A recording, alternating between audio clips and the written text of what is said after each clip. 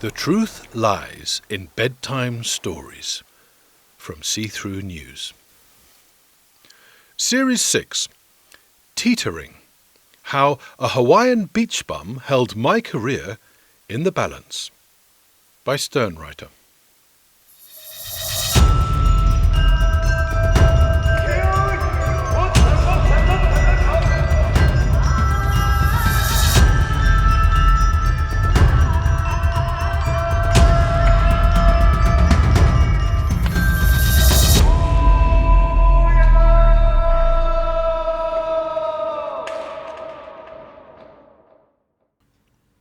Episode 8. A winter jacket, an invitation, and a bottle of whiskey. By the time my taxi arrives in Ryogoku, there's already quite a crowd outside Jesse's stable. Plenty of sumo fans, of course, plus curious locals and passers-by, but they're hanging around the periphery. Directly in front of the stable, workmen in white helmets and high-vis jackets are already assembling two semicircular tiers of platforms. They've already erected the waist-high metal fencing at the front. After 2 years as an ass prod in Japan, I know the drill. I plunk my tripod down as close to dead center as available. 3 or 4 Japanese TV crews have beaten me to it, but I'm pleased to note we're the first foreign news outfit to the scene.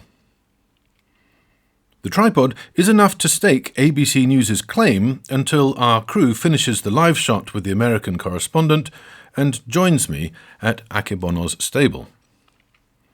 My primary task complete, I stand guard, watching the rest of the Japanese and foreign press arrive. As the TV crew cars pull up, their designated tripod bearers leap out and rush over to claim the best remaining spot. The higher back row of platforms is for TV. Our cameras have a clean view of the front door of the stable over the heads of the occupants of the lower tier, now filling up with the still photographers.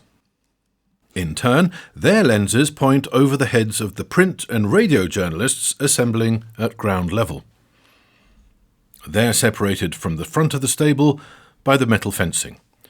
A thicket of microphone stands is already growing rapidly. As each new hack, snapper or crew member arrives, we exchange collegial nods and bows and then gossip. We don't all know each other already, but are soon exchanging name cards, just in case, before huddling with our own particular tribe. This story has assembled quite a convocation of hacks. The sports specialists over there, the general news lot over there, and over here, the foreign press. Within 30 minutes, all positions are full, and the bit of the press coverage you don't see on your screens starts. They're hanging around, on standby, waiting for something to happen. After nearly 2 years in the TV news business, I know 90% of the job involves hanging around at press conferences, chatting to colleagues with half an eye on a doorway through which the object of our coverage would, at some point, appear.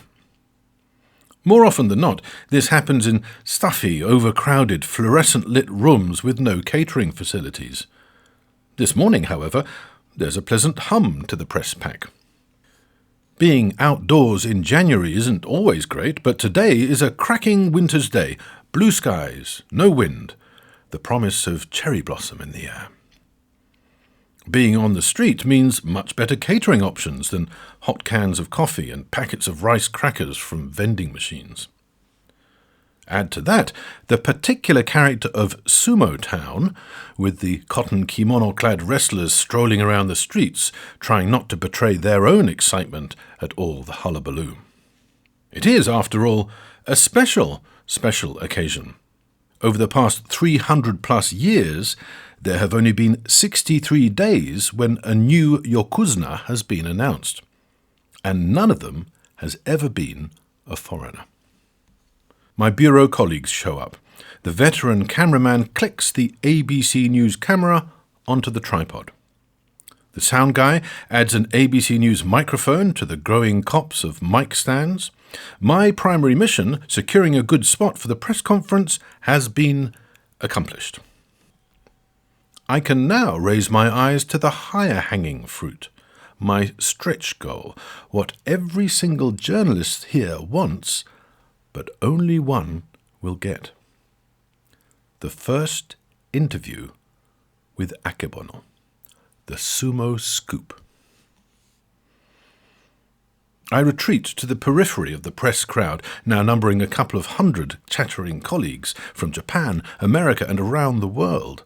There's only one Japan story today, so the entire foreign press corps is here. We're all chatting away, but we've all positioned ourselves so we have an eye line to the main door of Jesse's stable. At some point, we hope in the next hour or two, or it will eat uncomfortably into lunchtime, Jesse and Akebono will appear, stooping, in this doorway. There'll be a buzz of activity, that familiar card shuffle rattle of camera shutters. Stooping sound engineers will make last-second adjustments to microphone angles. The two Hawaiians, Jesse and Akebono, resplendent in their best formal outfits, will loom behind the forest of microphones and mumble something humble in formal Japanese. The foreign press will shout out to try and get them to say something in English for their audiences. Oh, hang on. I've not yet considered this. This will present Jesse and Akebono with an exquisite dilemma. Say anything in English and they risk alienating the Japanese audience they've worked so hard to convince of their bona fides. Also, sumo wrestlers speaking in public utter only a very limited grab bag of clichés. This works fine in Japanese, but in English it might come out all wrong, especially if mischievously translated by the tabloids. Much safer, now I think about it, for Jesse and Akebono to stick to their humble mumblings in Japanese, then duck back inside pronto. This leaves my plan of approaching them after the press conference looking even more hopeless than before. In my inside jacket pocket nestles an envelope containing an official, bilingual ABC News invitation letter. Yoko and I spent a good hour composing it this morning. Once we were happy with both the English and Japanese versions, our office manager inscribed them on thick paper using a proper calligraphy brush.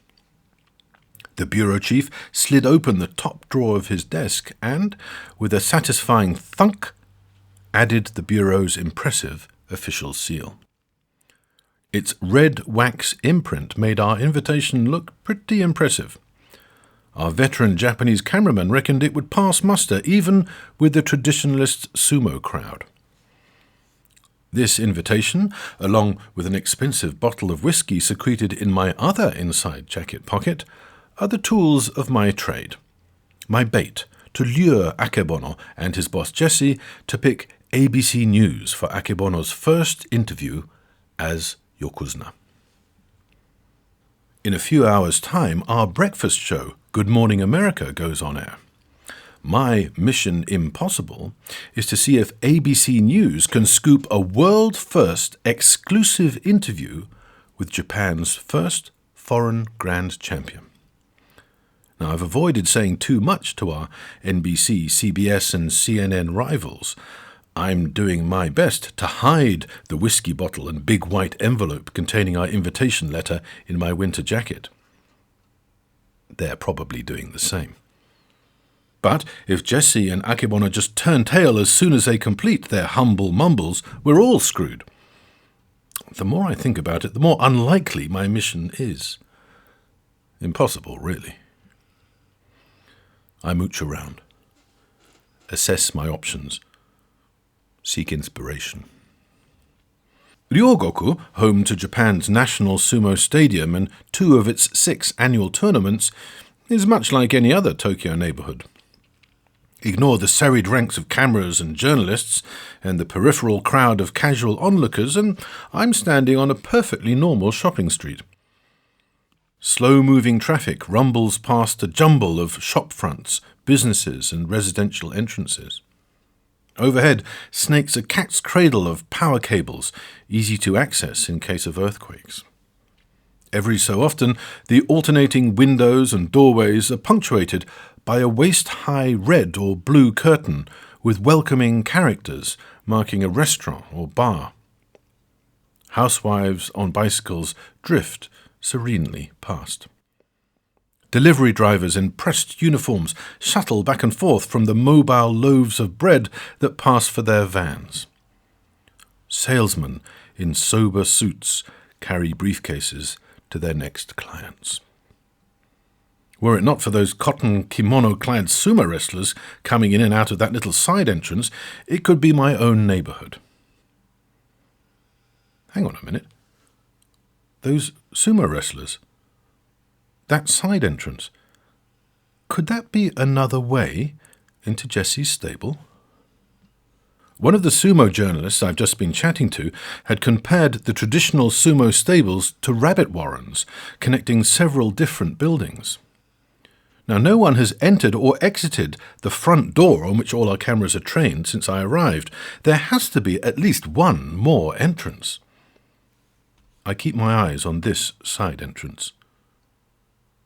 Sure enough, every couple of minutes, sumo wrestlers come and go. Not the celebrity professionals who appear on TV, but the lower-ranked juniors.